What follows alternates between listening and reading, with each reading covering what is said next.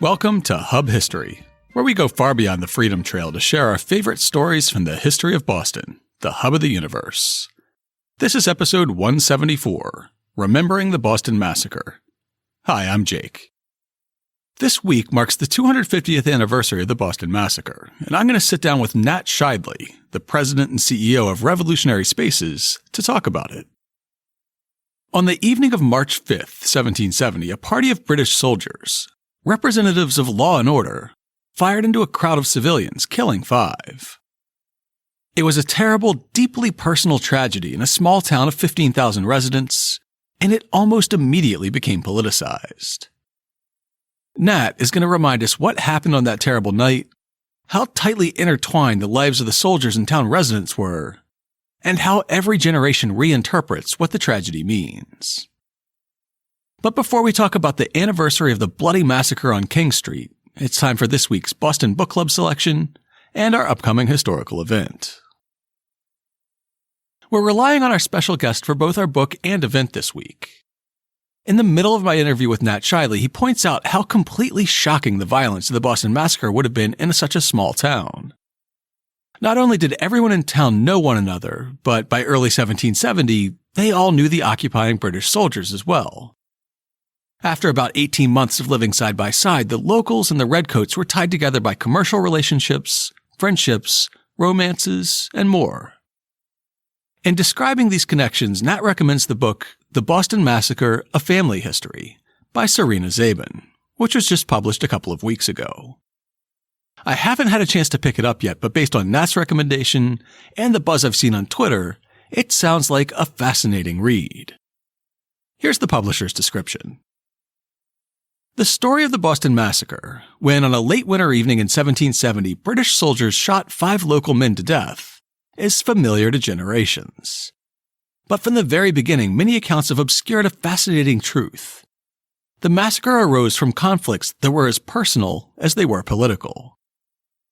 Professor Serena Zabin draws on original sources and lively stories to follow British troops as they're dispatched from Ireland to Boston in 1768 to subdue the increasingly rebellious colonists. And she reveals a forgotten world hidden in plain sight, the many regimental wives and children who accompanied these armies. We see these families jostling with Bostonians for living space, finding common cause in the search for a lost child, trading barbs, and sharing baptisms, becoming, in other words, neighbors. When soldiers shot unarmed citizens in the street, it was these intensely human, now broken bonds that fueled what quickly became a bitterly fought American Revolution. We'll have a link to purchase the book in this week's show notes at hubhistory.com/174. And for our upcoming event this week, we're featuring the commemoration of the 250th anniversary of the Boston Massacre. There will be a special event on March 5th, the actual anniversary, as well as a full day of programming on Saturday, March 7th. Not only that, but Revolutionary Spaces will be basing an entire year's worth of programming around the anniversary as well. To learn more, you're going to have to be patient and stay tuned. Nat will give you all the details toward the end of our conversation. But before we hear from Nat Sheidley, it's time for a word from the sponsor of this week's podcast. Liberty & Co. sells unique products inspired by the American Revolution, many of which have themes tied to the historical events, locations, and people of Boston's past, including the bloody massacre on King Street. One of the unique products that Liberty & Co. offers is an exclusive Candles of the Revolution series, and they're introducing a new candle just in time for the 250th anniversary of the massacre. The Bloody Boston Massacre candle will smell like musket fire, and it'll be molded into a skull-shaped glass jar. Experts say that the sense of smell is closely tied to memory, so imagine remembering the Boston Massacre with this unique new offering. If candles aren't your thing, you can also get a Bloody Boston Massacre t-shirt, which bears a design of 4 coffins that was originally created by Paul Revere to remember the victims of the massacre. Or you could opt for a coffee mug bearing the likeness of John Adams and the phrase, "Facts are stubborn things," which Adams made famous as part of his defense of the Redcoats against murder charges. Whichever massacre merch strikes your fancy, You can get 20% off of any order and help support the show when you shop at libertyand.co and use the discount code HUBHISTORY at checkout. That's libertyand.co and use the discount code HUBHISTORY. And now it's time for this week's main topic. Revolutionary Spaces is a brand new organization that came storming into the Boston history scene last month. Formed out of an administrative merger between Old South Meeting House and the Old State House, this new organization is taking on a mission beyond what either site could do alone. The founding president and CEO of Revolutionary Spaces is Nat Sheidley, and he's joining us today to talk about the new organization, the Boston Massacre, and the meaning that the 250th anniversary of the massacre holds in today's Boston. Nat Sheidley, welcome to the show. Hi, thanks for having me. We've invited you here, at least in part, to talk about the new organization that you're heading up here in Boston that comes from a merger between two very long-time Boston history staples. So the new organization's called Revolutionary Spaces. Can you tell us a little bit about what that organization is going to do and where the idea of this merger came from? Sure. Yeah, Revolutionary Spaces is a brand new organization on the Boston cultural landscape. It came to life on January 1st of this year, and it's formed through the merger of the Bostonian Society, which was founded back in 1881 to care for the Old State House and to preserve it from destruction, and Old South Association in Boston, which was formed a few years before the Bostonian Society to preserve Old South Meeting House. So both of those organizations had been in existence for a very long time. Had devoted themselves in very constructive ways to preserving these incredibly important historic sites that link our city to our past, and that are visited by hundreds of thousands of visitors coming to Boston each year. But the merger came about as the result of a conversation about what the deep stories are that live in the buildings. And, the buildings have significance for many periods of American history, but they're most significant for the role that they played in the American Revolution. And the two buildings really each contain a story that is only partly contained within their walls and can be better told by including the story of its partner just 2 blocks away down Washington Street. So the Old State House, or the townhouse, as it was called at the time of the Revolution, was the seat of formal politics, the seat of provincial government. It had begun in 1713 as the place also where the town meeting happened, but that had moved out to Faneuil Hall. But it was the place where the elected representatives of the towns of Massachusetts gathered, where the royally appointed governor met with the provincial council. So it was the seat of formal politics. And during the Revolutionary period, the people who had office, who did their work in that building, had constantly to grapple with the folks they were in some way trying to represent. I mean, think of the American Revolution as a long conversation about the nature of representation. And so the people out of doors, as it was often termed in the 18th century, were of vital significance to what happened in the townhouse. And the people out of doors gathered in many places. And Old South Meeting House was an incredibly significant gathering place for many reasons, but in part because it was the largest indoor space in all of Boston. So when the town couldn't fit in Faneuil Hall because there was a meeting of such importance that so many people wanted to turn up, they always went to Old South Meeting House to gather. So many of the most significant political gatherings that the folks in the townhouse were trying to respond to were happening just down the street.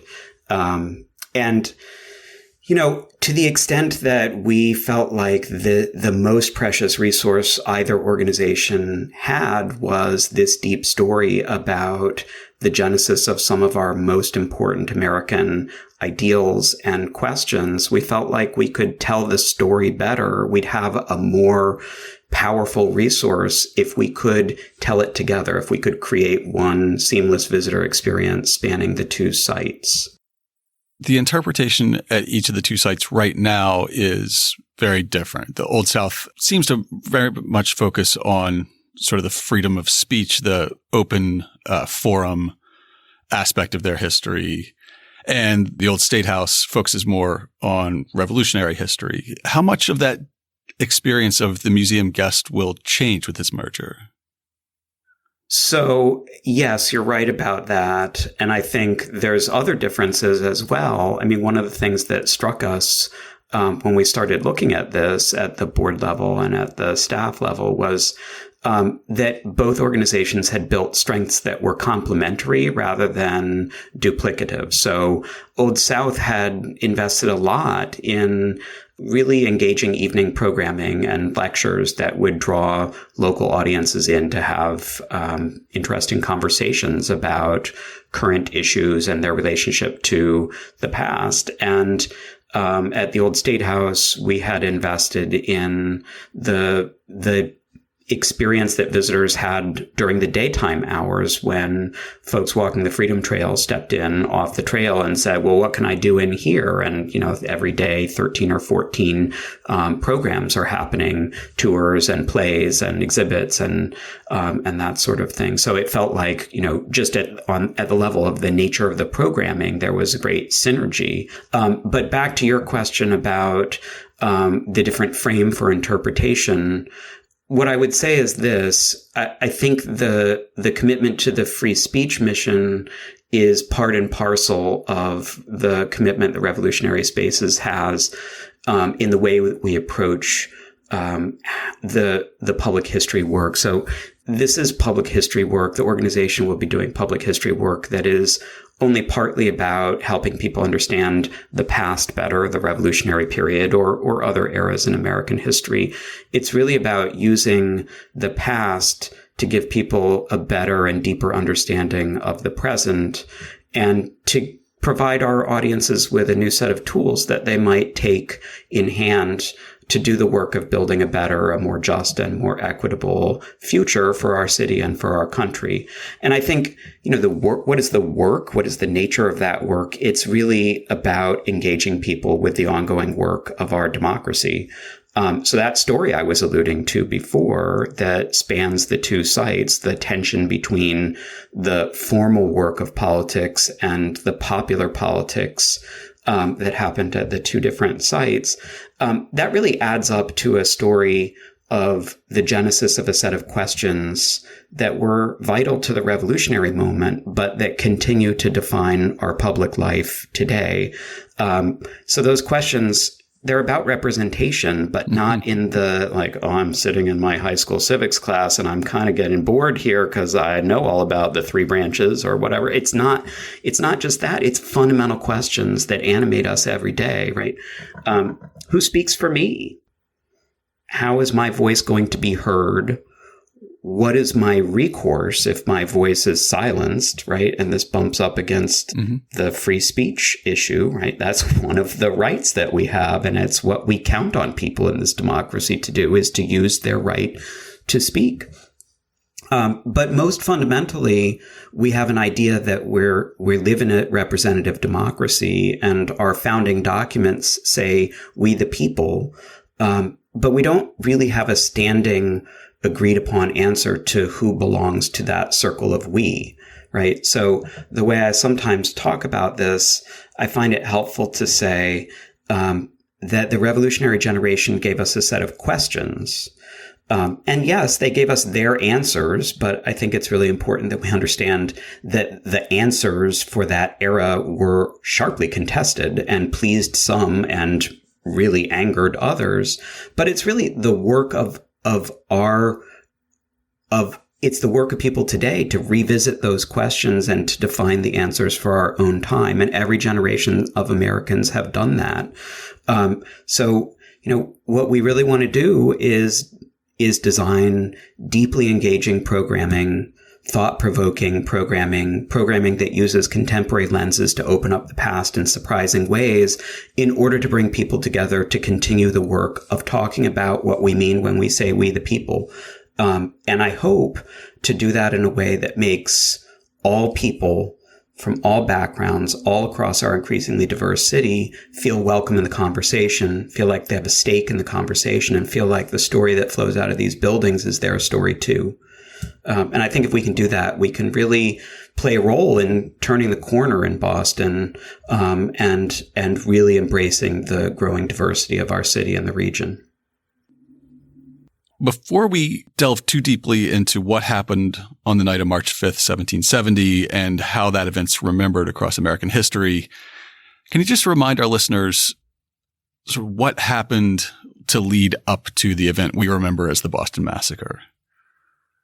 Yeah, sure. I'd be happy to. And, the old history professor in me wants to know, like, how far out should I zoom here? I think sometimes it's useful just to remind folks of the sweep of the growing crisis, right? So if we go back to 1763, at the end of the 7 Years' War, the colonies in North America had fought for the empire in this global conflict against France. Britain had won that conflict. France had surrendered all of its territory in the eastern half of North America. And you have to, if you can't really grasp what a pivotal moment that felt like and how fantastic that was, you can't really understand how surprising it was that just, 7 years later in 1770, civilians are being gunned down by redcoats in King Street in Boston. And think about, at the end of the Cold War, the incredible outpouring of joy that we experienced in many corners of this country, right? After a decades-long struggle that felt like it would never end, suddenly there is an end to this thing that has defined our world and has constrained us. And boy, are we going to have a future that feels like it's defined by peace and prosperity for all, right? The sky is the limit. That's what it felt like in Boston in 1763, right? We've been sending men off to bleed in these wars for more than a century, and it's over. And the world is safe for trade and for prosperity, and we are going to grow within the British Empire. And if you stepped outside the townhouse into the very square where blood would be spilled on March 5th, 1770, and asked people, what does it feel like to be a British subject? Are you happy? People would have said how deeply proud they were. And if you'd asked them why, they would have said, because to be a Briton is to be among the freest people on earth, right? And that is that incredible excitement about being part of a growing British Empire, and Boston's place in that growing empire was shattered in a very short period of time, so that, from the balcony of the old State House in July of 1776, folks are reading the Declaration of Independence. And it's shattered really by three hammer blows. And one of them is the Stamp Act crisis that comes in 1765, when Parliament tries to impose an internal tax on the North American colonies, and people basically freak out. Then that crisis is resolved, and the second hammer blow is a new series of taxes passed in 1767-68. And that's the immediate context for what will deliver us to the Boston Massacre. And before I go down that road, the third hammer blow is really it's the destruction of the tea in Boston Harbor and the British response to that, especially the Massachusetts Government Act, and the pathway to war, which comes right after. So those, just think of it as three acts in this drama, and we're in the middle act. Yeah, so Act 2 it's really provoked by a series of taxes that somebody without great marketing sensibility decided to call the Townshend duties, because they were named for Charles Townshend, the Chancellor of the Exchequer. And they're really a series of import duties, right? So the colonists in the first round, in the argument over the Stamp Act, had said, well, we agree that you can regulate trade because that's the nature of the empire, but you just can't impose internal taxes. So in 1767, Parliament turns around and says, great, you said we can regulate trade, so here's a whole set of duties on trade. And, they're definitely gunning for Boston, which had demonstrated itself to be at the forefront of protest. And we know that they're gunning for Boston, and everyone in Boston knew that because they created a new customs service in order to enforce the trade duties. And think of the North American seaboard. They stationed the entire customs service in Boston, which is not exactly in the center, right? So they're sending a message like, okay, Boston, we mean taxes for everyone, but we especially mean it for you. And if you were in Boston, you didn't much like that, right? You're like, okay, well, you're trying to pick a fight with us. And so game on, right? So Bostonians did what they tend to do. They found all sorts of creative ways to say no. What had worked in the Stamp Act era had been essentially to nullify the enforcement of the act, right? Just make it impossible to enforce the thing. It's easy with the Stamp Act. There was one guy in the entire colony whose job it was to enforce the Stamp Act. You just intimidate the heck out of that person. He resigns. Nobody wants to take the job. It's a dead letter. Done. A lot harder with these duties, but there are things that people could do. One thing that folks wanted to do was essentially boycott. Right? There was no word called boycotting at that time, but the merchants in town agreed. There was a merchants association, and they agreed to adopt a set of non-importation agreements. Everybody voluntarily signed on. Or not everybody, but many merchants voluntarily signed on to not importing luxury goods from England, from the British Isles, and letting their displeasure be known in that way. We don't realize what a stunning thing this would have been and how disruptive to daily life it might have been until we think about the fact that in Boston, a town of 15,000 people, there were in 1768, when these things went into force, about 500 retail businesses. So I once did this math. That's actually the number of shops in the Mall of America in Minneapolis, right? So like the greatest mall in America. And this teeny tiny town, right? A little town of 15,000 people, and everyone's selling stuff, right? So people were making money by buying stuff that people didn't want to make for themselves and didn't have to anymore. Nice fabric, soap, candles, glass. I mean, everything that you could want.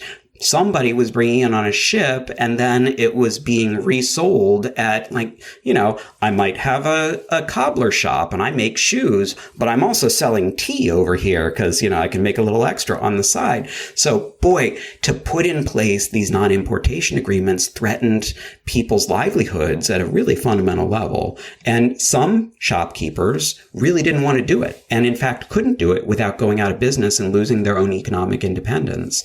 So what are you going to do? That non-importation agreements only work if they're universal. So folks in town organized to picket outside of the shops that were not abiding by the non-importation agreements.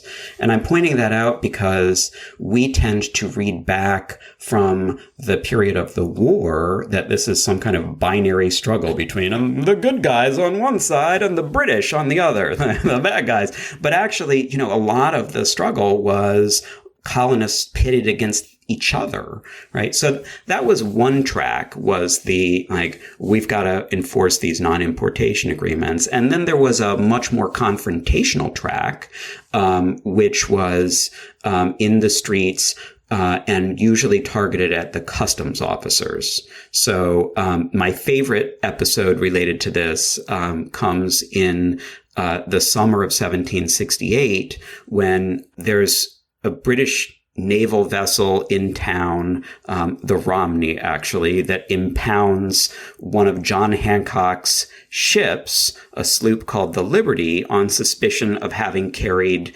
smuggled goods, right? Hancock was pretty clearly a smuggler, and he was running Madeira in these giant casks called pipes, and then offloading them at night before he officially reported into the harbor master, and then showing up like, hey, I've got an empty ship. Can I offload the 3 tiny chests that are still in here? And the customs officers were like, yeah, right. Okay. We don't believe that. And at one point they impound his ship, the Liberty. And, at this point, Hancock's beloved in town for many reasons, but he's funding the protest movement. He's inclined to, like just haul off and open casks of Madeira on the common and tell people, come on, have what you want, or like, we're going to have a pig roast. And he was ingratiating himself to the crowd. So the crowd turns out to defend Hancock's ship and to let their displeasure of the customs officers be known. And unfortunately, they find out that the ship has been lashed to the Romney, which is a gigantic British naval vessel. And they're like, we're not going to be able to row out there and do anything about it. So now they're really angry, and they find their way to a wharf where one of the customs officers has what's described in the records as a pleasure vessel. It's a small sailing ship, but, a small sailing ship is big, right? They haul it out of the water.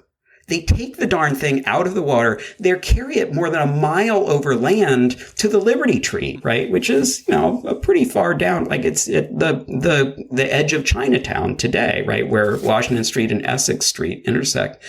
And they try it under the Liberty Tree for crimes against the country, and they find it guilty. And then, in the great Boston tradition, what are you going to do after you've found the ship guilty? Well, you're going to burn it, right? So they take it to the common and they disassemble it stave by stave.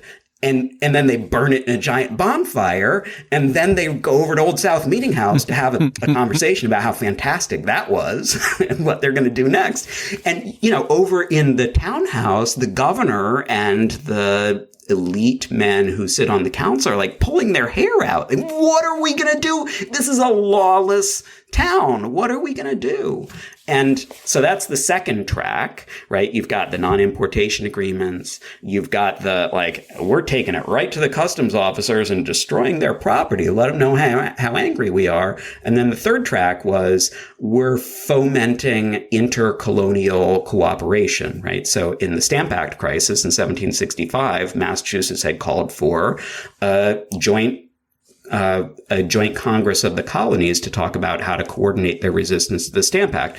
So this time, the Assembly in Massachusetts, the House of Representatives, it was called, the lower house of the Great and General Court, sends a circular letter out to all the other colonies saying, hey, we don't much like these Townsend duties things, and we don't think you do either. So we ought to be watchful and vigilant and share information and coordinate on how to resist.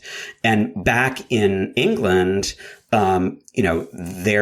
they're livid, right? The ministry can't believe that this is happening. And they send instructions to the governor. They say, okay, any of you who are going to allow your assemblies to accept the circular letter are going to be in big trouble. We're going to ask you to dissolve those assemblies. And hey, in Massachusetts, Governor Bernard, tell them to rescind it.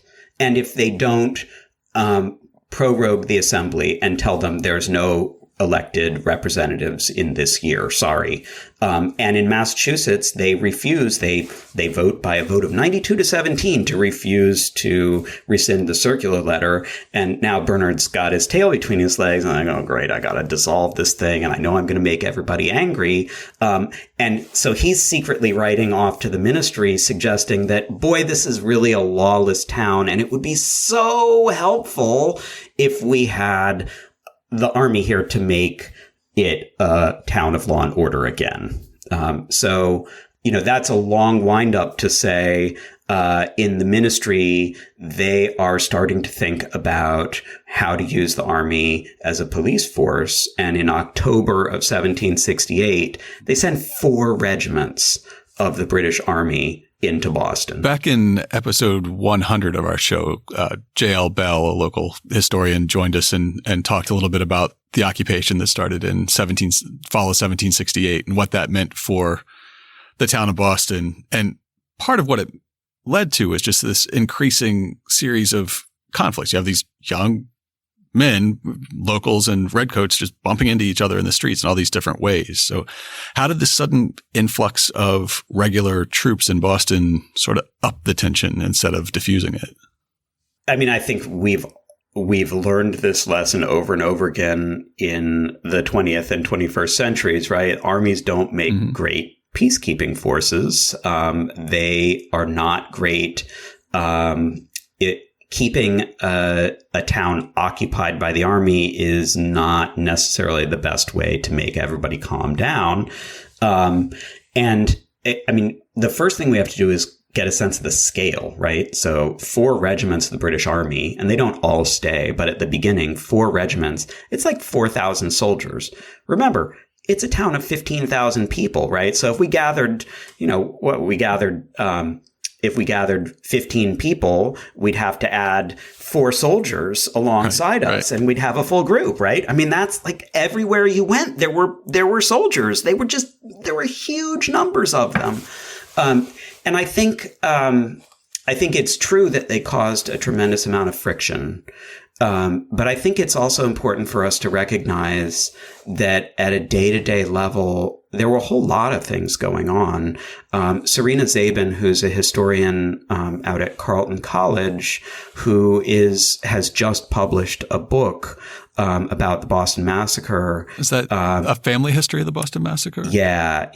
I haven't had a chance to read it yet. It's a fantastic book, and she's been working on it for a while, and she's gone down to the records, to the individual regiments and the records of individual soldiers, and by recovering all the names, she's been able to go into the town records, the marriage records, the baptismal records, the tax records, where individuals aren't necessarily identified as soldiers, but she's now able to say, oh, that marriage is between a young woman of Boston and a British soldier who's arrived as part of this peacekeeping force, right? So yes, they're generating tension, but they are also marrying into the town, starting families, becoming part of small town life, and they're stitching together in the way that British forces do wherever they're stationed around the empire. They're making a home for themselves in this place.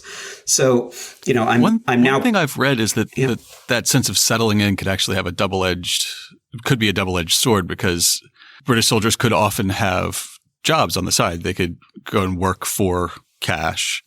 And in a town like Boston that was already struggling somewhat under the Townsend Acts, they had a second salary as a member of the military, so they could often undercut local laborers for some forms of work. So they're settling in, making lives for themselves. Some elements of that then put them in further conflict with the locals, it seems like. Yeah, I think that's right. There's definitely economic competition, especially at the bottom of the wage scale, for unskilled jobs, especially on the rope walks and other places. And that's part of the story of how things come to a head in March of 1770. But I wanted to make sure I mentioned the sort of stitching together that's happening too, because I think it helps us to understand the incredible emotional impact of that episode of violence that happens unexpectedly on the night of March 5th, 1770. We just have to remember, in a town of 15,000, every single person heard about it quickly and knew somebody who was lying in the street that night.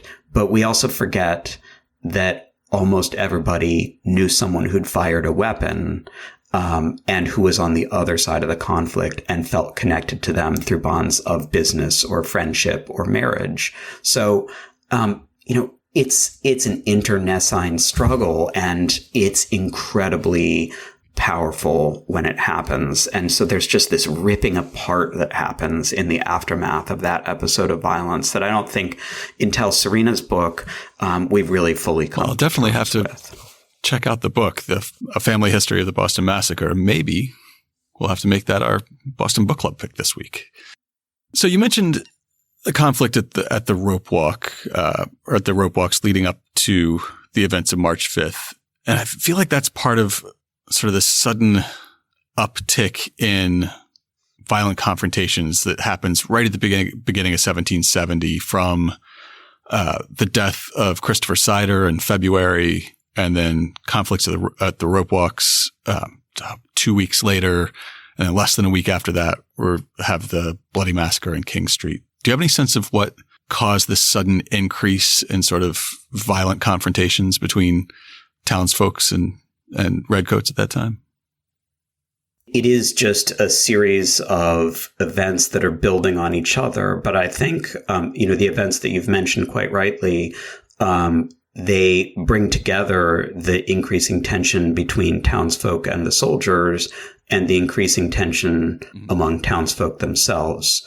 So at the very end of February, the incident that culminates with the killing of Christopher Sider, an 11-year-old boy, it begins with a picket line outside one of the small shops that is in non-compliance with those non-importation agreements. Theophilus Lilly in the North End is continuing to sell imported tea and other things. And some of the Sons of Liberty and Liberty Boys are gathered outside, picketing and shouting and making it extremely uncomfortable for any customer to go inside. And Lilly's not a British soldier. He's not an officer of the Customs Service. He's just a fellow townsperson in Boston who's trying to make a living. That's right. That's right. He's increasingly become seen as a supporter of Crown authority. And, there's deep political divides that lead some shopkeepers to be singled out more than others.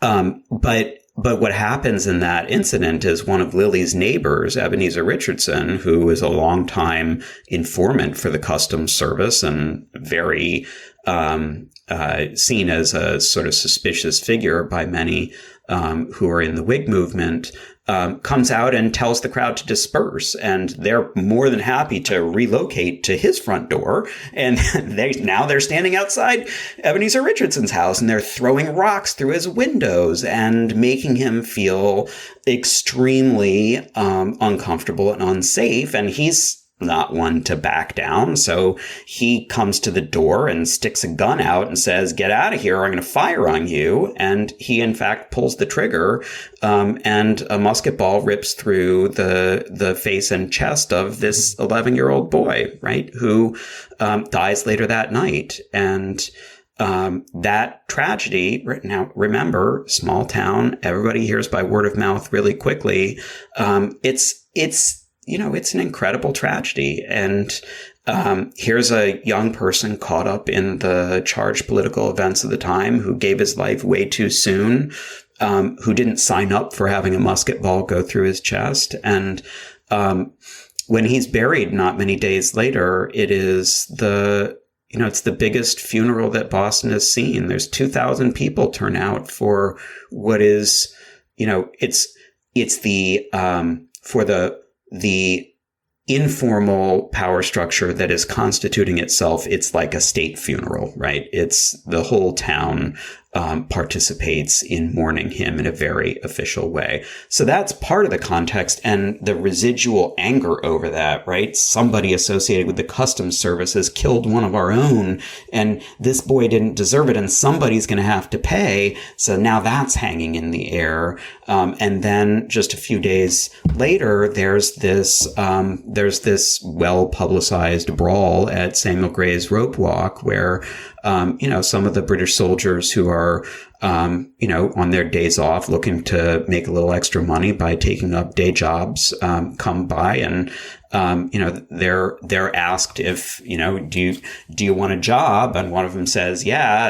And one of the rope workers says, well, great, then you can clean out my latrine. And,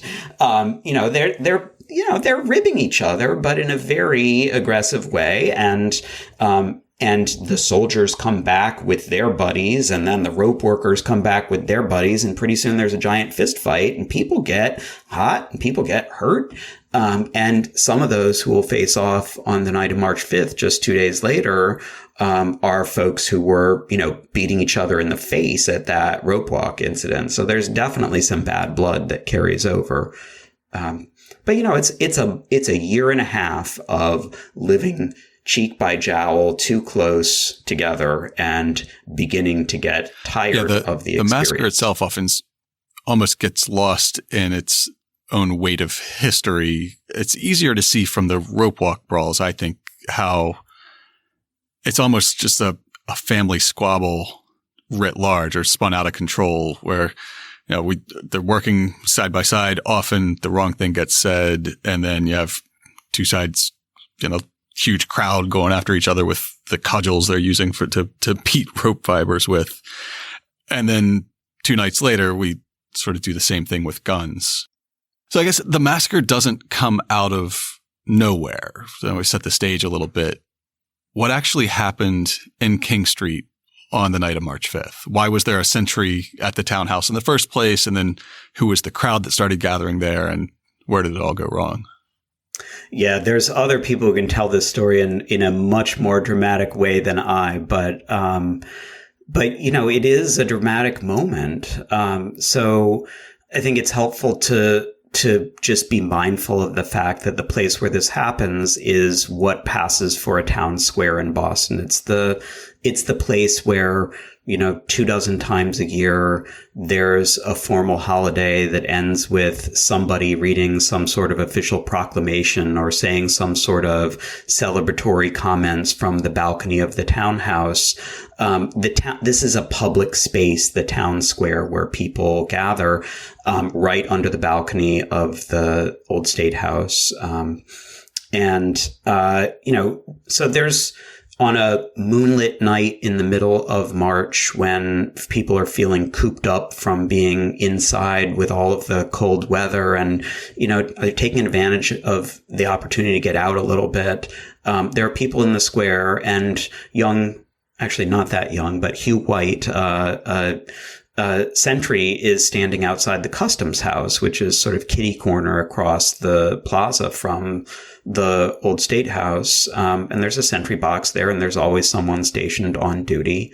There's always back and forth between the Whigs and the soldiers, and they tend to heckle each other. And, one of the people that's in the square that night is a wig maker's apprentice who starts shouting at a passing officer and complaining that his commanding officer has not made good on his debt to the wig maker, to the apprentice's master, and is essentially questioning whether he's good for it. And he's questioning the honor of this gentleman, right? So this soldier, and Hugh White doesn't much like that, and he calls the apprentice over to have a few words with him, and they have hot words, and Hugh White uses his musket to push the apprentice away, who then turns around and runs to his friend and says, "Did you see that? I got smashed in the mouth by that musket." Now, depending on the eyewitness, he was either, smashed hard with the butt of the weapon, or he made a big deal out of nothing. But, here he is now saying, I'm hurt, look at the blood, oh my God. And people start to gather. And, okay, now there's a bunch of people who want to take it to Hugh White. And they go and start, talking to him, giving him their thoughts. And now they started to make a scene. And so the people passing through the square start to gather in numbers. And now you've got several dozen people. And at a certain point, someone has the idea, and there are different theories around this. Maybe it was prearranged, or maybe it was just an idea that came in the moment. But someone has the idea of going and ringing the bells, right? So this is a part of town that has churches everywhere, and the townhouse itself has a bell. Someone starts pulling on a bell rope and tolling a bell, which in Boston, a town that is, by 1770 had, I don't know, 5 or 6 great fires, right? Oh my God, right. That fire wasn't anything like this one. This is the great fire, including a terrible fire in 1760 that threatened the whole neighborhood where this event is happening, right?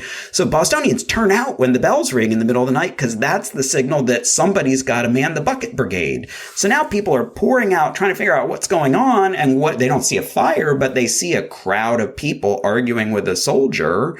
And now people are really pressing into the square, and it's getting really tense. And the guardhouse immediately adjacent to the townhouse sees this. The officer on duty that night, Captain Thomas Preston, decides to make a foray out into the crowd with a detachment of soldiers. So he picks the biggest, most physically intimidating men he can find, because he knows they're going to be in for a little bit of a struggle.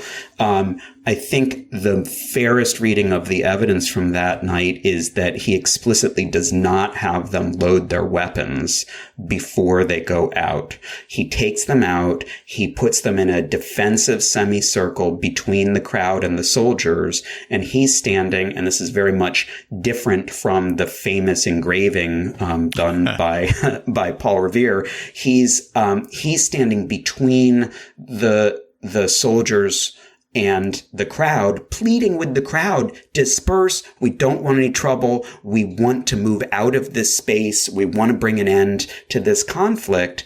But, the crowd's picking up, that horrible melted and refrozen snow that you get in Boston by March. And some of it's got like frozen horse filth in it, or it's got oyster shells, and they're lobbing things at the soldiers and they're not dispersing. And so what is Preston going to do? He keeps pleading with them. And at a certain point, he says, I'm going to ask these soldiers to load their weapons now. We really mean it. And he has them all load.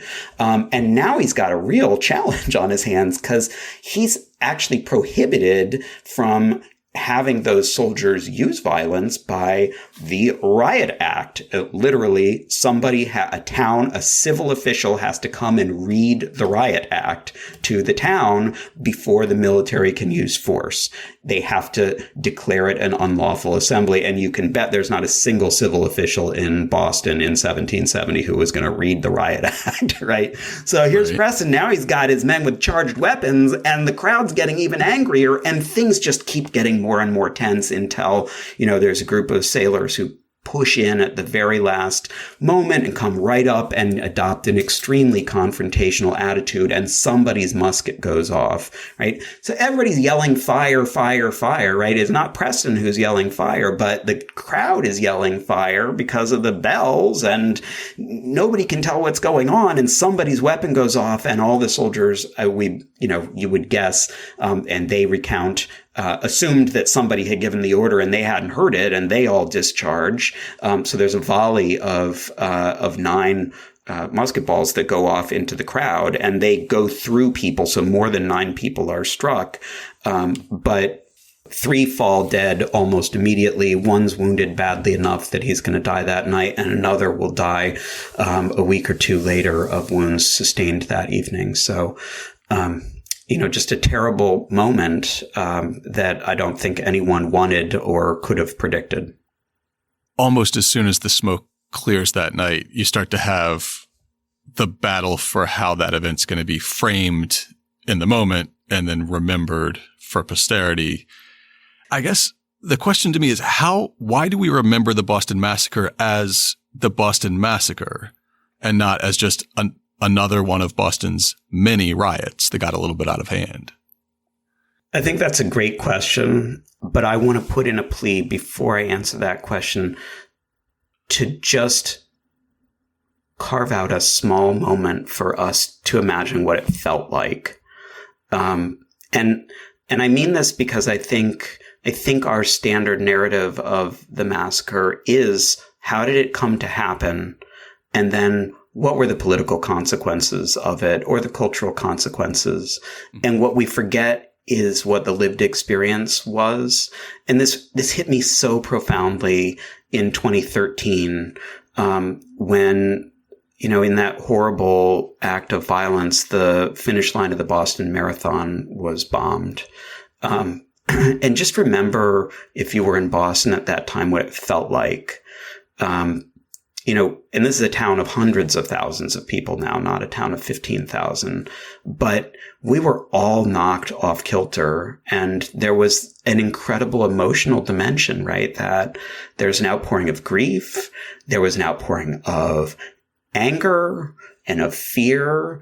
But most, I think, prevalent was this sense of uncertainty, right? What happened? How could that happen? And what does it mean? And what's going to happen next? And we had that experience of living in that liminal space, right? Okay, that act of violence put an end to the world I lived in yesterday and all the rules that I thought I knew. And I know that we're going to construct a new world and a new set of rules, and there's going to be new guidelines, but I don't know what those are yet. And I'm living in this space, and I'm filling this space with reaching out to my neighbors and trying to connect with them. I'm filling this space with my own feelings of fear and grief.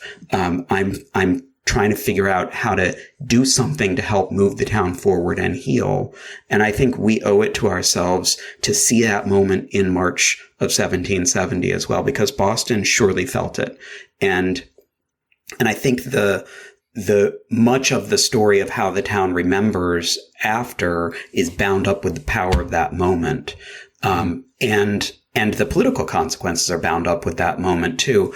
And this fall in October, we're going to bring back to the old State House a play, called Blood on the Snow, that tries to capture that feeling by looking at essentially 1 hour of real time in the council chamber the day after the Boston Massacre, while the governor, members of the council, and representatives from the town are trying to figure out how to work together to ensure that it doesn't get worse.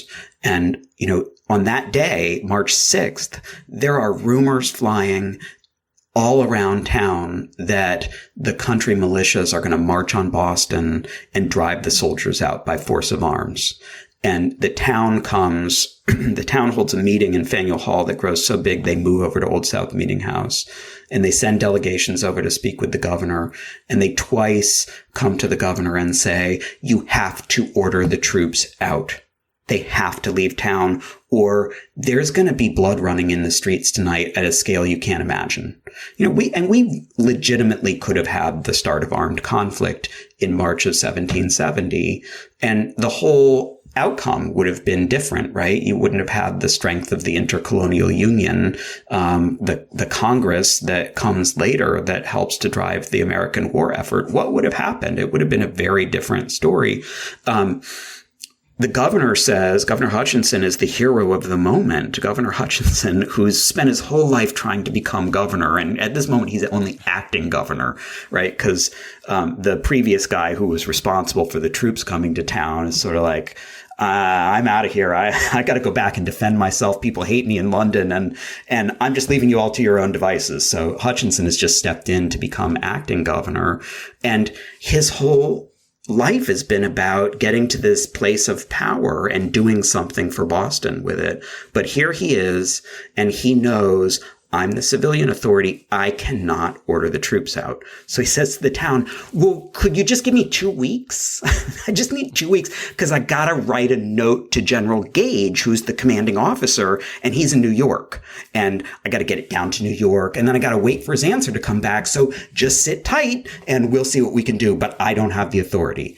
And the town basically says, that's not good enough because we can't be accountable for the way in which people might act on the anger that they feel. And so get the troops out. It's the only way to restore order. And Hutchinson finds it in himself to see a pathway to doing this, believing that in so doing, he's given up his chance of becoming the real crown appointee as the governor. He thinks his political career is over, but he wanted that job because he wanted to do what was right for Boston. He wanted to advance the interests of Massachusetts within the British Empire. And this is a moment where he really does the hard thing. And that group of people who are antagonists, right? Some of the leaders of the Sons of Liberty, the Whig movement, and the leaders of the governor's party, basically, Hutchinson and Andrew Oliver and the people around him, they find a way together to come together and make common cause. They also, I think, learn lessons from that experience that make it impossible for them to find a solution after the destruction of the tea in 1773. So Hutchinson learns, oh boy, don't compromise, because if you offer something, they take much more. They take 10 times as much as you thought you gave up. And so hold the line. And the Whigs learn, oh boy, if you just put pressure on Hutchinson, he's going to cave. And the result of those two lessons learned is that they cannot find a way to resolve the crisis over the tea in 1773. But in 1770, there's this incredible moment where I think people rise to the the challenge that's put before them by this horrible act of violence that nobody wanted, and that is causing the entire town to reel. And they try their best to bandage up Boston and to bandage up the British Empire. So yes, the memory is important, but like, we don't get it if we miss that human piece, just what it felt like. What would it have felt like to have heard that news? Well, speaking of the human element, I guess one way to keep the focus on that element is to just introduce us to who the victims of the massacre were. The three people died that immediately, another one that night, and then a fifth within a week, I believe, or within a couple of weeks. So who were the victims of the Boston Massacre? Well, I should have notes in front of me because I'm going to forget all of their names, but I, some of them really stood out and are folks who have been a touchstone for memory over the long haul for Boston as well. So Crispus Attucks is the victim who's probably best remembered today. Not necessarily because of the role he played in March of 1770, although he played a very important role, but because of the place he occupies in our ongoing conversation as Americans about we the people, right? So he was a self-liberated former slave of mixed African and Native American ancestry, as were many, many people in Massachusetts in the 18th century, and had made his way to sea, just like Benjamin Franklin when he didn't like his apprenticeship in Boston, right? It's a time-honored tradition of finding freedom on the waves. But he had, he'd been in and out of Boston for a couple decades as a sailor and a rope maker and dock worker and whatnot. And by all eyewitness accounts, he's the first person to be fired upon.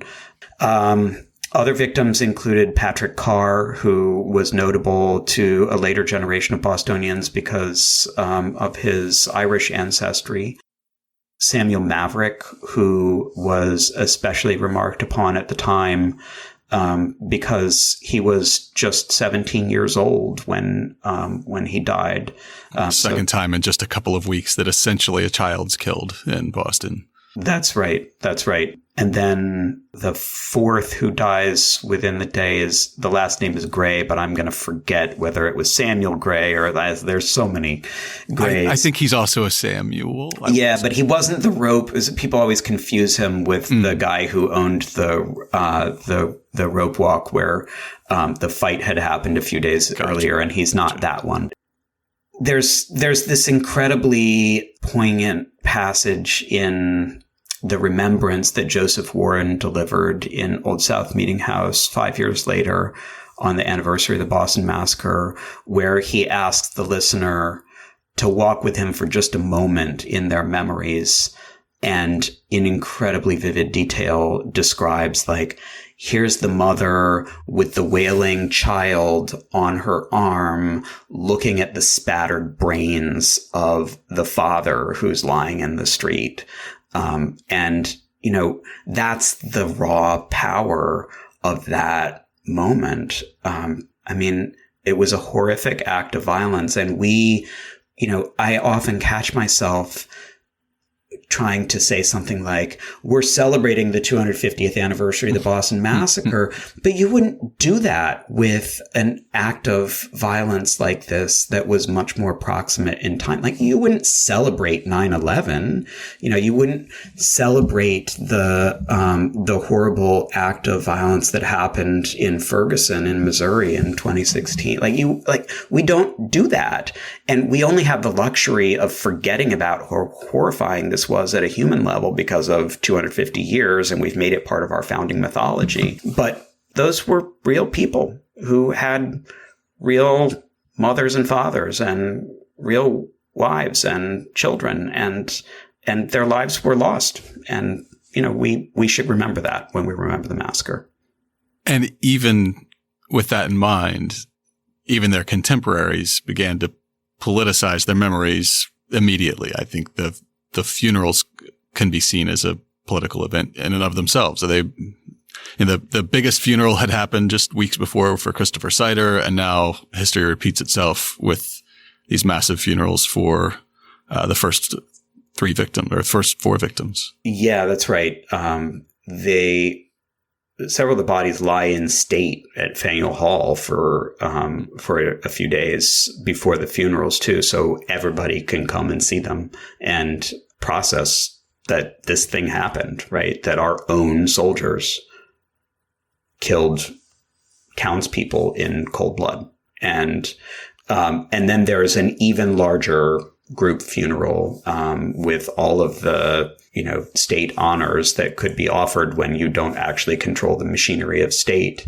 And it is, it's definitely a propaganda event. It's being leveraged by leaders of the Whig movement in order to mobilize. Financed by them too, I think. Yep. And it's being used to mobilize support for their cause.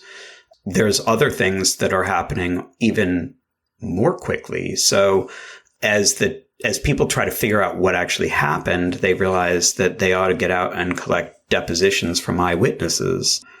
The governor and the council are a little slow to realize the potential political use of those depositions, but the town is really fast. They're like out there collecting depositions, and then they within a really short period of time, they've got them all in print and bound, and they're sending copies off to England to shape everyone's perception of what happened. And of course, all the eyewitness accounts that they collect are the ones that basically make it sound like the soldiers came out to wreak havoc and get even with the town. And boy, was their blood up, and they were really wanting to hurt some people. And there's even a few depositions that say there was an extra gun that came out a window of the customs house behind the soldiers, and we know that's the customs officers. We've been trying to get rid of the customs service, and wouldn't it be nice if we could pin this on them and they'd have to be disbanded and we'd be free of the depredations of the darn customs officers? So there's something very shrewd happening, and the Crown's sort of dopey and slow on the uptake, and they later realize, oh, right, we got to collect some depositions that make it sound like the crowd was the aggressor. And so they collect, maybe a third as many or a quarter as many, but they number them sequentially along with the town. Like the town did 105 depositions, and then 106, 107, and so forth are the ones that the Crown has collected, and they just put them all together and say, here, go figure out what you can do with that. So people are working hard to shape how this is going to be perceived outside of Boston. I mean, it's a done deal in terms of how the town sees it, but how can you export your view of how horrifying this was without Twitter and without Facebook and without, videos uploaded to YouTube? It was a lot harder. The next best thing to some of those YouTube videos might be the imagery that's getting created very soon after the massacre, with Henry Pelham and Paul Revere, even more famously, creating these images that tell a certain version of what happened on King Street. Yeah, poor Henry Pelham. he did the image. He did a painstakingly constructed version of this that then Paul Revere pretty blatantly ripped off, I'd say. Rips it off, engraves it, and mass produces it. And that's the one that everybody knows. But, so it's worth thinking about the Revere one, because it is the one that most people at the time saw and that most of us today have seen. And Revere does some really shrewd things with that, right? So all of the civilians are dressed in the clothes that you would expect genteel members of society to be wearing. They're not the motley rabble that really was there that night. They're just good civilians going about their business. And if you follow a line from where the crowd is, from where the civilians are, straight up, there's a steeple or the tower of the first church, sort of back behind the townhouse. The townhouse is right in the middle, standing for the law, right? The law is what separates the good folk from the lawless bad folk. And over the soldiers' heads, and the soldiers all look, horribly gruesome and angry. And, Thomas Preston is not between the soldiers and the crowd. Now he's behind them and clearly saying, fire, and like waving his sword forward. Right over the soldiers' heads is a sign that says Butcher's Hall. Yeah. And, there was no Butcher's Hall there, but that is a great way to let people know, oh, well, these guys are butchers. So, it paints a really binary portrait. To come back to Serena's book again, she actually starts the book with that image and asks us what's missing, right? What's missing is like that image divides the town from the soldiers, when in fact, it's the massacre that divides the town from the soldiers. But at the moment that act of violence happened, they were deeply stitched together. And I think, part of the emotional power of the event is that it's your friends and loved ones firing on your friends and loved ones. Oh my gosh. The Revere image begins to seal the perception outside of Boston, and certainly has been a touchstone for a long period here in Boston.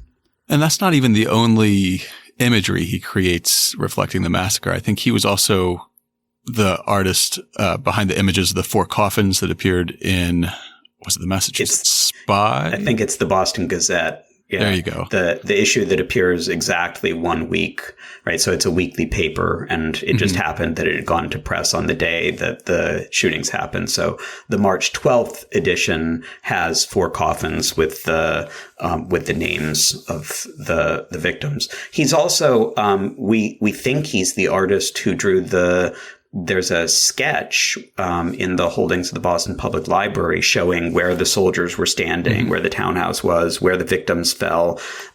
Everyone's best guess is that it was used as an exhibit at the trial of the soldiers. And I think there's good reason to believe that Revere was the person who drew that image as well. Yeah, if I remember, I'll put an image of that sketch in the show notes this week. I saw it at a special exhibition at the library a few years back.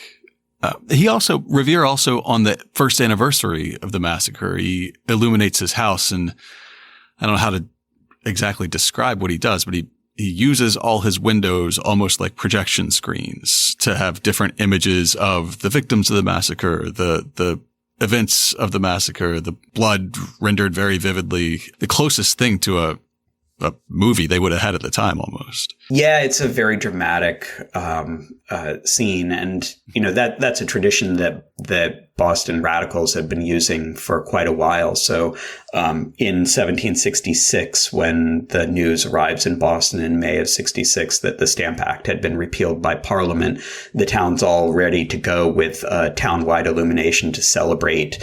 And in the courtyard of one of the houses adjacent to the Liberty Tree, they do a similar kind of illumination with, you put up a scrim with an image on it, and then you back it with really bright lanterns. So it brings to life at nighttime the scene. Revere is I think a great showman in some ways in revolutionary Boston. So what other ways were Bostonians remembering the massacre and the massacre victims during this in-between period when the armed hostilities haven't begun yet? What are people doing to remember the massacre during that 5-year window? I think it's worth pointing to 2 different strands here. And one is in the legal context, right? So memory is deeply implicated in the trial of the soldiers.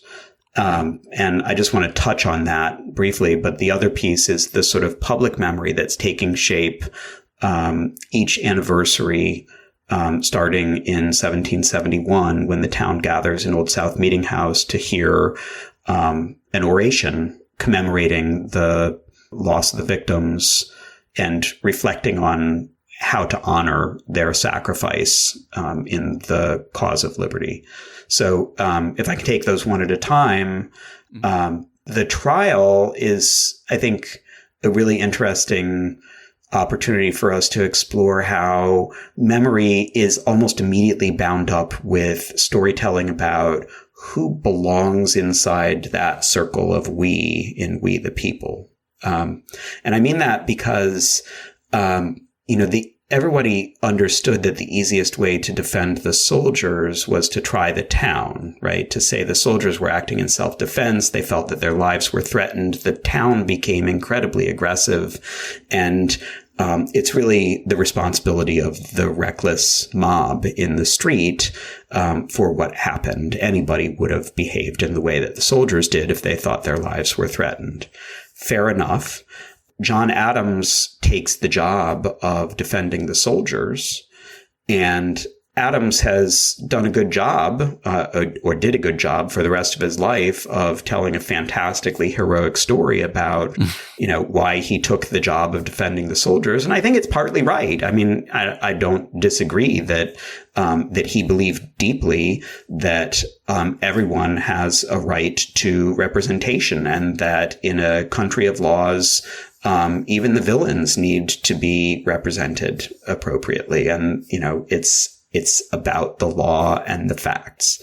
And also about the representation of the province, that Massachusetts could be a fair arbiter of the law, even though the reputation was that we were a lawless bunch of thugs. That's right. British soldiers could get a fair trial. And I think that's been the frequent rejoinder is yes. That was a very important part of Boston's struggle to position itself as a responsible community within the British Empire. It certainly had political benefits to be able to say that. I think if you dig down even a little bit deeper, right, the Whigs didn't want that defense to be mounted, right? So really what Adams is doing when he takes the job of defending the soldiers is he's mounting a double defense. So he has to defend the soldiers against the charge of manslaughter or murder, but he has to defend the town against the charge implicit that they were the aggressors, right? So what is the solution? And we know that that's on his mind because there's a moment at which his fellow attorney on the defense team, Josiah Quincy, says, look, the way to do this is just to make it about the mob. And Adams says, well, I'm not going to participate if that's going to be the strategy. I'm walking away. That's not an argument I'm going to be associated with. So he was really committed.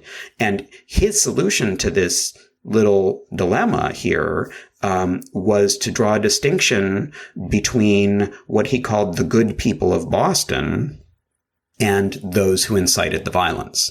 So he doesn't deny that the soldiers felt threatened. In fact, he foregrounds that argument. But who were they threatened by? Not the good people of Boston, not all those people dressed in their genteel clothes huddled under the tower of First Church who were only innocent victims. No, it's that motley rabble, right? It's the, and his words, right? The Jack Tars, the Irish Teagues, the Negroes, and the saucy boys, right? It is the outsiders to our town who are responsible for this, and the good people of Boston were not. So what he's done, and all those people were Bostonians, right? And what he's done at just with one quick rhetorical flourish is he's drawn a distinction between who legitimately belongs in his mind in the circle of we and those who are outside of it.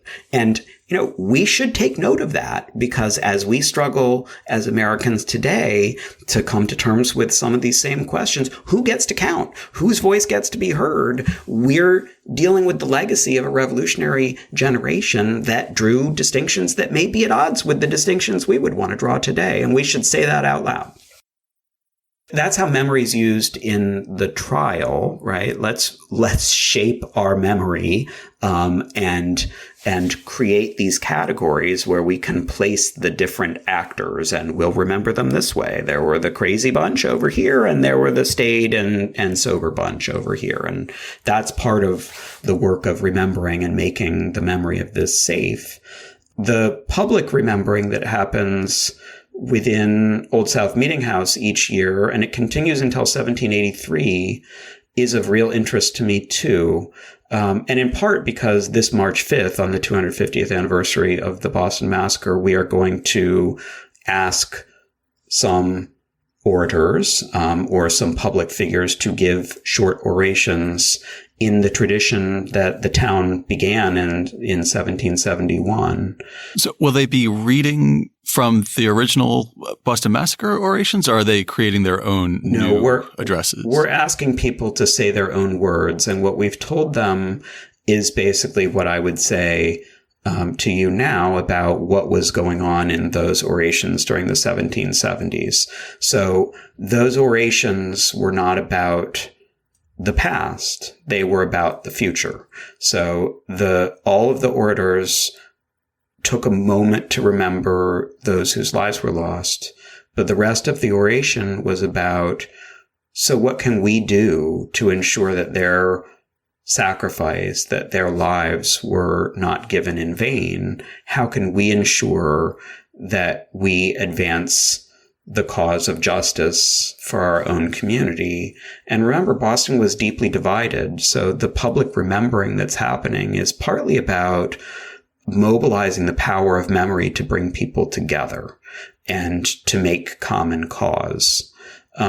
And it's very deliberate and I think quite successful at the time. And there are some incredible orations. The one that really stands out is the one given by Joseph Warren in 1775, which we can talk about in more detail if you'd like. But I think, this is what I want to say to people about this whole arc of remembering that's going to happen between now, 2020, the 250th anniversary of the Boston Massacre, and 2026, when we'll be remembering the 250th anniversary of American independence. And I think, we can do the anniversaries where it's all about the past and, we can come together and do a reenactment and, and enjoy the appearance of people in period costumes. And I think all that's important because it helps us to vividly imagine the past as a human experience. But I think we're best served by saying, no, anniversaries are not about the past. They're about the future, right? And we honor the true meaning of this memory by saying, how can we use it to articulate for ourselves a vision of the world we want to live in tomorrow, and to advance our ongoing conversation as Americans about what we mean when we say we the people, about who gets to have a voice, about who has a seat at the table when we talk about the laws that will govern us and the society that we want to live in. So that's what we're trying to do on this March 5th is, we'll have Governor Baker in the room, and we've got several other public officials or community leaders who are going to be talking in the same way about, okay, what is our vision and how can we use this memory to advance our cause as a city and as a country in this moment of need. So how does the memory or the public commemoration of the massacre changed through the Revolutionary War years and then into the early Republic? At the beginning of the war, everyone flees, and there's probably not an oration. But the reason I was thinking of 1783 is because I do know that when Black abolitionists revived the tradition of the massacre oration in 1858, after the Dred Scott decision, they explicitly include the minutes from the town meeting of 1783, signed by William Cooper, and the organizer, interestingly, of the observance in 1858 is William Cooper Nell, a Black abolitionist. So he's got that William Cooper thing going. But he explicitly says this is the first time since 1783 that the town has been gathered for an official oration remembering the Boston Massacre. Without having done the research, I'm assuming that there were a few in there that were spotty. But I think the important thing for us to remember or to note is that when the war ends officially in 1783, the nation makes a very explicit decision that official remembrance of the revolutionary period will be a celebration of independence. And that's the date that we choose to observe as our official national observance of the success of the revolutionary cause. And in the midst of all of that, the 4th of July orations are a big thing in the years leading up to the Civil War. But here come Black abolitionists saying, no, we actually think it would be really helpful for a national discourse to gather on March 5th and remember the Boston Massacre again. And they do that in 1858. And I think it's just incredibly important for us to attend to what's going on there.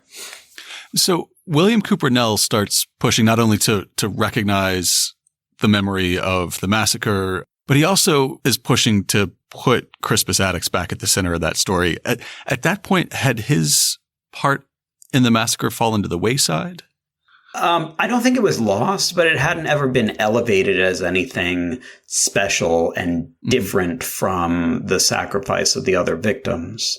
And there's something very specific going on in that period of increasing debate and argument over the institution of slavery that is going to culminate with the Civil War just a few years later.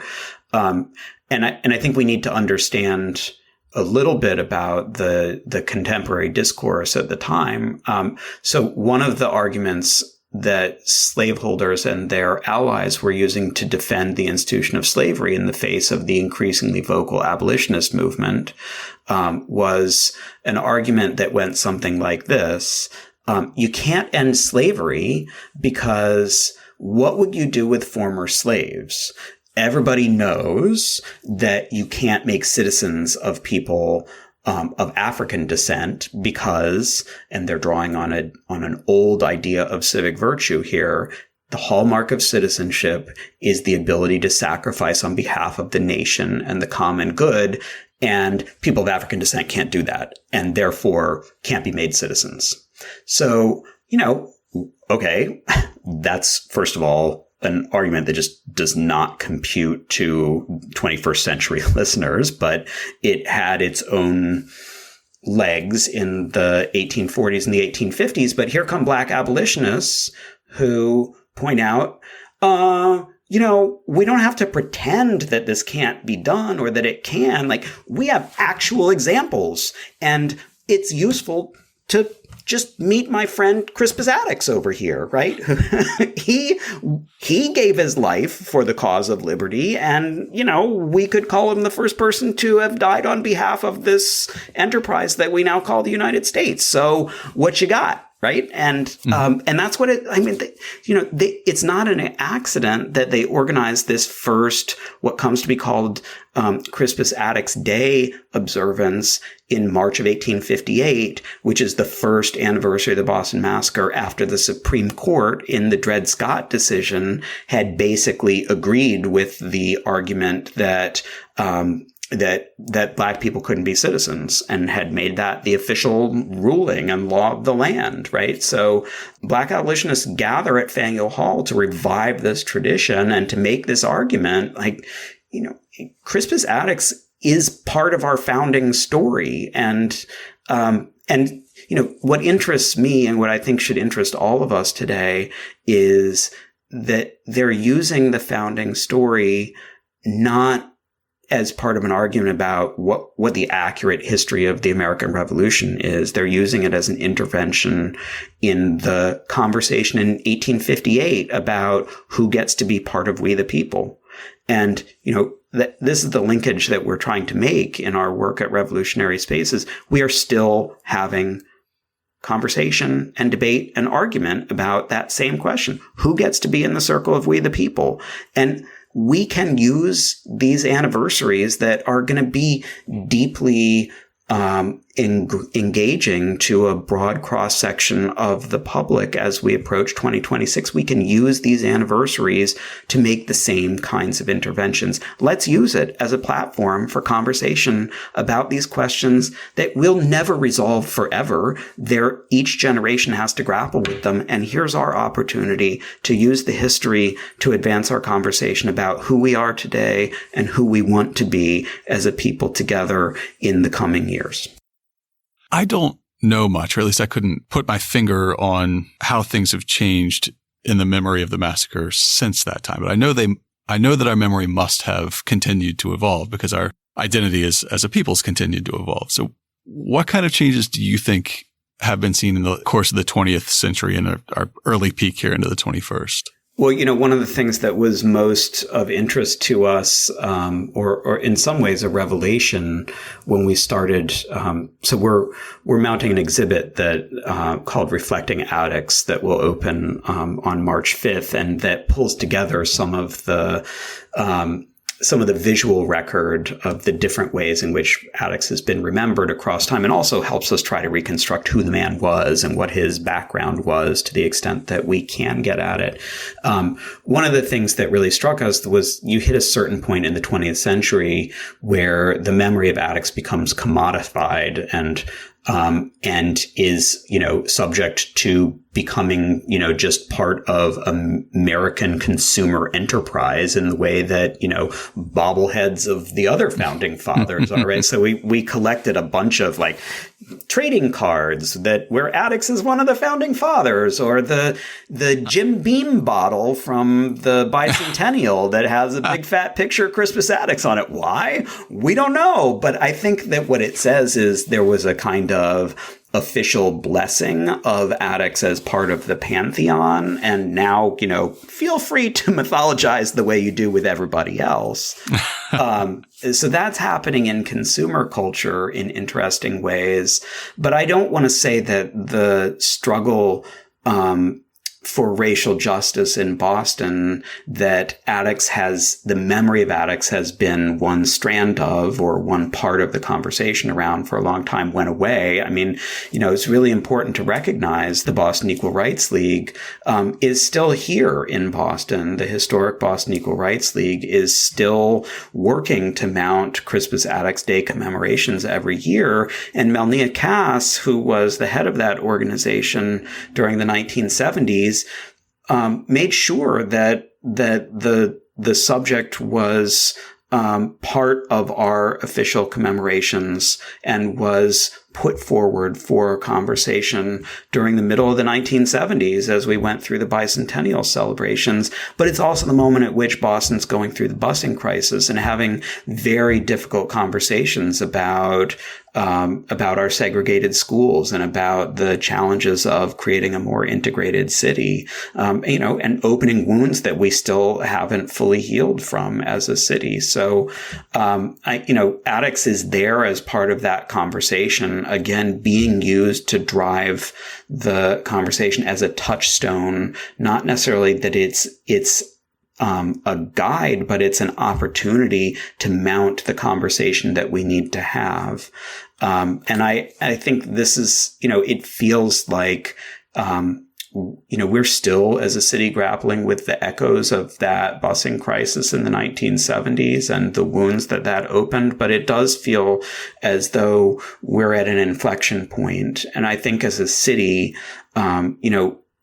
it's important that we tell the story of our founding era because it's so important to what it means to be Boston and a Bostonian, that we tell that story in a way that allows all people to see themselves in it and to feel as though it's their story too. And, I think the power to come all the way back to the way that Revolutionary Spaces wants to engage people in exploring the deep story that lives in the Old State House and Old South Meeting House, the power of helping people to surface the debate about we the people in the building and come into those buildings and continue that debate today, is that we all have equal claim to that story, because it doesn't matter when you can have a Mayflower ancestor, or you can, your family could have arrived in Boston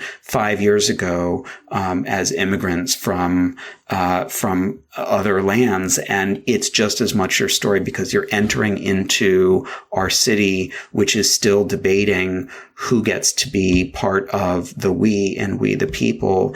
And that's the conversation we're having in every neighborhood, not just in Boston, but around the country right now. And to the extent that the story that lives in these buildings is a tool to help us answer those questions for our own time in a more just and equitable way, I think it's just as much it's everybody's story in an equal way. So if we can get to 2026 and be telling our city's history in that way, so that when a Patriots game is on TV and you see the iconic buildings of Boston and the old State House or Old South Meeting House is up on the screen, we feel like no matter who we are, that's my building, right? That'll say something about change in this city if we can really get there.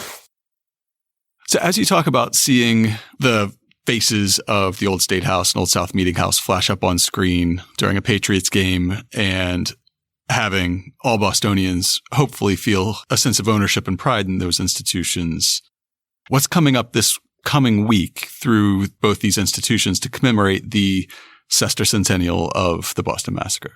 We are doing some exciting events in the first half of March, but I want to say that we see this as a commemoration that spans the whole year. So the March 5th and related events are really just the kickoff to a series of programs that will unfold across the entire year.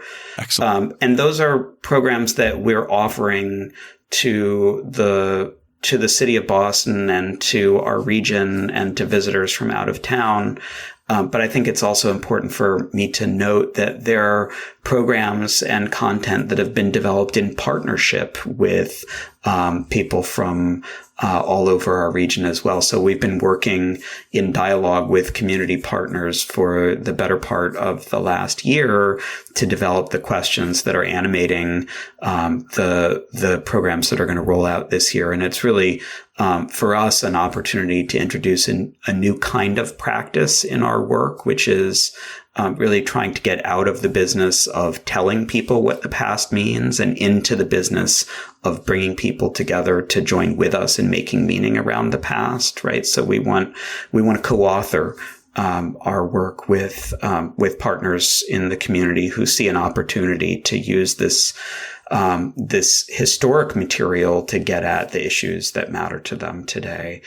So what does that look like in practice? We're not trying to do everything all at once, but we are, for us, the big kickoff is a speaking program on March 5th, which will be, as I said, sort of in the tradition of those orations at different moments in Boston, massacre orations reflecting on the history as a way to give our audience a charge to carry forward the cause of creating a more just and equitable city. So that'll be keynoted, as I said, by Governor Baker. We're hoping that the mayor will be there. There are a number of other prominent public figures who I hope will be there to share their own ideas about that.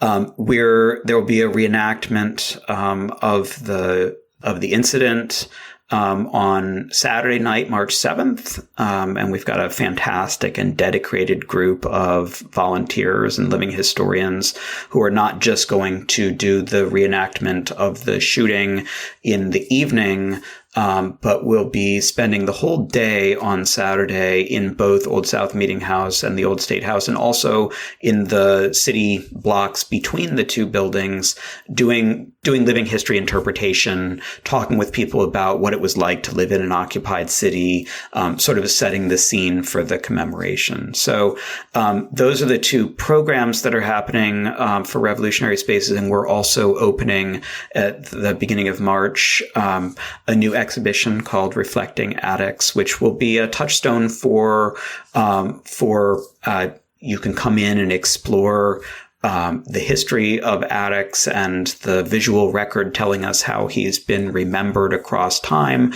on your own, or there will be gallery tours and programs. There will be conversations about how we take this information and turn it into something actionable in our communities today. And then, as we roll forward, so that's the spring season. There'll be smaller programs that will happen throughout the spring. During the summer, our activities will be highlighted by a very exciting work of public art. We've commissioned a nationally visible artist who has just moved to our city to reflect on the theme of race, citizenship, and memory that is bound up with this story, and to use art to put a series of challenging questions to our community. So we're still at the point where we're finalizing the concept design for that. So I'm not at liberty to tell you too much about it, but it's coming during the summer and will be up throughout the middle of the summer months. And our programming, smaller programs during the summer months, will be built around the art and dialogue with the artist and with the community groups that have been engaged in developing that work of art.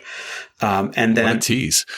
Yeah, no, what I would encourage people to do is just get on our mailing list and make sure that we're sending out email updates to you when we have them, because all this will be coming into better focus as the year goes on. But also during the summer, there will be we hope a new small play. So we've done a lot with historical theater lately, and we're working on a piece that is just going to be a small drama that puts Crispus Attucks into conversation with activists and community voices from different moments in history. So it's sort of a cross-generational conversation. What would Crispus Attucks want to say to somebody who's involved with Black Lives Matter? And what would activists today want to say to Crispus Attucks? What would Attucks have to say to Black abolitionists, and what would they want to say to him? So that will be up during the summer months and on view at Old South Meeting House. We don't have the schedule finalized, but again, that'll come up on our calendar soon enough. And then another play during the fall season is going to be anchored by Blood on the Snow, which is the play I was describing earlier that sort of brings to life in the council chamber where the history happened, an hour in real time on the day after the Boston Massacre, and is an opportunity for people to reflect on that liminal moment after violence happens, when we're trying to figure out how to put our communities back together again, which I think is an experience that a lot of us, unfortunately, can relate to in this crazy 21st century that we're living in. So if people want to get updates about the programming throughout the year as it happens, or if they want to find out more about Revolutionary Spaces, where should they be looking online to find out more, get on your mailing list, and keep up with everything that's going to be coming up in 2020? So the place to go is to our new website, revolutionaryspaces.org, which, please have patience because we're a new organization. So the website is still in development, and I would encourage people to check back regularly because we'll be adding more information as we go. And there is a way to sign up for email updates there. So when all else fails, just put yourself on our list and we'll make sure that we get the information out to you as it comes online. Well, Nat Sheidley, thank you very much for joining us today. Thank you very much for having me on. To learn more about Revolutionary Spaces and the 250th anniversary of the Boston Massacre, check out this week's show notes at hubhistory.com/174. We'll have links to the full schedule of events commemorating the sesquicentennial of the massacre, as well as a press release announcing the creation of Revolutionary Spaces. We'll make sure to include copies of the engravings of the massacre created by Henry Pelham and Paul Revere, as well as a copy of the sketch map that was also created by Paul Revere. We'll also include photos taken by yours truly at past reenactments, so you know what you're in for. And of course, we'll have a link to information about the Boston Massacre, A Family History, this week's Boston Book Club pick. If you'd like to leave us some feedback, you can email us at podcast@hubhistory.com. We're Hub History on Twitter, Facebook, and Instagram. Or just go to hubhistory.com and click on the Contact Us link. While you're on the site, hit the subscribe link and be sure that you never miss an episode. We're in all your favorite podcasting apps, including Spotify, Google Podcasts, Pocket Casts, TuneIn Radio, Player FM, and many more. Stream the show every Sunday night at 8 p.m. on bostonfreeradio.com. You can also listen on your favorite smart speaker. If you have an Amazon Echo, just say, "Alexa, play the Hub History podcast." Or if you have a Google Home, you can say, "Hey Google, play the Hub History podcast." Sure, playing the latest episode of Hub History, our favorite stories from Boston history. Apple Podcasts is still the most popular podcast app. If you subscribe on Apple Podcasts, please consider writing us a brief review. And if you do, drop us a line, and we'll send you a Hub History sticker as a token of appreciation. That's all for now. We'll be back next week.